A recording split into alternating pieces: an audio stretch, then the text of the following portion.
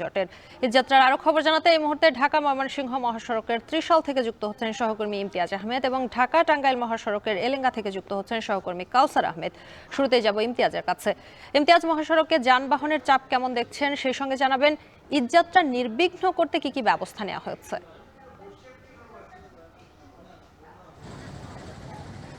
সম্পা, আমি রয়েছি ময়মনসিংহের ঢাকা ময়মনসিংহ মহাসড়কের চুরখাই বাজার এলাকায়। এখানে আপনাকে একটু দেখাতে চাই যে আমার পেছনের দিকে 11টার দিকে যখন আমরা সংযুক্ত ছিলাম, সেখানে কিন্তু এই মহাসড়কে কিন্তু সারিবদ্ধভাবে বালি বোঝাই ট্রাকগুলো কিন্তু দাঁড়িয়েছিল এবং সেই খবরগুলি আমরা কিন্তু জানাচ্ছিলাম। তার পরবর্তীতে যেই কারণে কিন্তু দীর্ঘ সময় যানজট এবং এই যে ঈদ সময়টায় এসে কিন্তু দুর্ঘটনার কবল পড়তে হয় সাধারণ যাত্রীদের।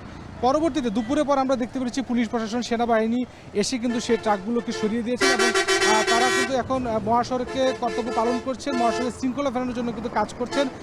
বিভিন্ন নগরীর গুরুত্বপূর্ণ পয়েন্ট তো রয়েছে, মহাসড়কের বিভিন্ন গুরুত্বপূর্ণ যে পয়েন্টগুলো রয়েছে, ঝুঁকিপূর্ণ জায়গাগুলো রয়েছে, সেগুলোতে তারা অবস্থান গ্রহণ করছেন এবং কোনোভাবেই যাতে যানজট সৃষ্টি না হয় সেই বিষয়ে কিন্তু প্রশাসন এখন তৎপর হয়েছেন। আমরা সারাদিনই কিন্তু বিভিন্ন গুরুত্বপূর্ণ পয়েন্টগুলোতে ঘুরেছি, বিশেষ করে আন্তর্জাতিক বাস টার্মিনাল রয়েছে, ব্রিজ বাস স্ট্যান্ড এলাকা, ঢাকা বাইপাস এলাকা, চুরখাই এবং ত্রিশাল বাস স্ট্যান্ড এলাকা সব ভালুকা সহ বিভিন্ন এলাকাগুলোতে আমরা খোঁজ নিয়েছি এবং গিয়েছি। সেখানে দেখার পর যেটা দেখেছি যে এবারের ঢাকা ময়মনসিংহ সড়কে আসলে খুবই বিশৃঙ্খলা ছিল, বিশেষ করে যানজট এবং রাস্তার মাঝখানে দাঁড়িয়ে যাত্রী ওঠানামা করার মতো একটা বিশৃঙ্খলা পরিস্থিতি কিন্তু সৃষ্টি হয়েছে, যার কারণে কিন্তু দুর্ভোগটাও কিন্তু বাড়ছে। ঈদের আগে যাতে নির্বিঘ্নে সাধারণ যাত্রীরা তারা ঘর ফেরা, যারা যাত্রী রয়েছে তারা যেন পরিবারের সঙ্গে ঈদ করে আবার নিরাপদে বাড়ি ফিরতে পারেন, সেই আশাটি কিন্তু ব্যক্ত করেছে সাধারণ যাত্রীরা।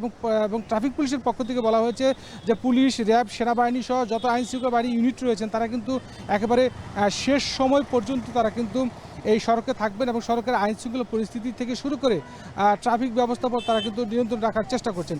এবং আমরা দেখতে পাচ্ছি যে এই ঢাকা ময়মনসিংহ সড়ক দিয়ে শেরপুর, জামালপুর, নেত্রকোনা, টাঙ্গাইল, রাজশাহী, বগুড়া সহ উত্তরবঙ্গের বিভিন্ন যানবাহন কিন্তু এখানে চলাফেরা করে এবং যারা মূলত একটু ঈদের আগেই বাড়িতে ফিরতে চাচ্ছেন তারা কিন্তু ইতিমধ্যেই ঢাকা থেকে কিন্তু বাড়ি ফেরা শুরু করেছেন এবং ঈদ যাত্রা যেন নির্বিঘ্ন হয় এবং সুষ্ঠুভাবে আবার যেন তারা কর্মস্থলে ফিরে যেতে পারে, এমনটাই কিন্তু সাধারণ যাত্রীরা দাবি করছেন। সব মিলিয়ে এই ছিল শুরু থেকে সব আমার কাছে সর্বশেষ। সড়ক ঈদ যাত্রার খবর জানাচ্ছিলেন সহকর্মী ইমতিয়াজ আহমেদ। এবারে চলে যেতে চাই সহকর্মী কাউসার আহমেদের কাছে। কাউসার, প্রতি বছরই ঢাকা টাঙ্গাইল মহাসড়কে দীর্ঘ যানজটের সৃষ্টি হয়, এবার ভোগান্তি কমাতে কি কি উদ্যোগ নেওয়া হয়েছে বিস্তারিত জানাবেন।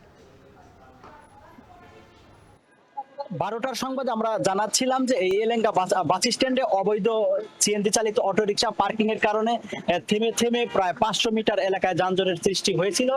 সেটা কিন্তু হাইওয়ে পুলিশের চেষ্টায় সেটি অনেকটাই স্বাভাবিক হয়েছে। এখানে যে সমস্ত সিএনজি চালিত অটোরিকশা বা ট্রাক যেগুলো পার্কিং করা ছিল সেগুলো কিন্তু এই হাইওয়ে পুলিশের চেষ্টায় সেগুলো অপসারণ করা হয়েছে। এতে করে উত্তরে যারা ঘরমুখী মানুষ রয়েছেন তারা স্বস্তিতে বাড়ি ফিরতে পারছেন। আর এর আগে আমরা কিন্তু 12টার সংবাদে জানাচ্ছিলাম যে এখানে যে থেমে থেমে যানজটের সৃষ্টি হয়েছিল তখন কিন্তু আধা থেকে 1 মিনিটের সড়ক উত্তরের মানুষদের যেতে 5 থেকে 10 মিনিট সময় লেগেছে। এতে করে প্রচন্ড রোদে তাদের চরম ভোগান্তি পোহাতে হয়েছে। আর এদিকে এই ঈদ যাত্রা নির্বিঘ্ন করতে জেলা পুলিশের উদ্যোগে মির্জাপুরের গোড়াই থেকে যমুনা সেতু পর্যন্ত প্রায় 750 পুলিশ আগামীকাল থেকে দায়িত্ব পালন করবে 3 শিফটে।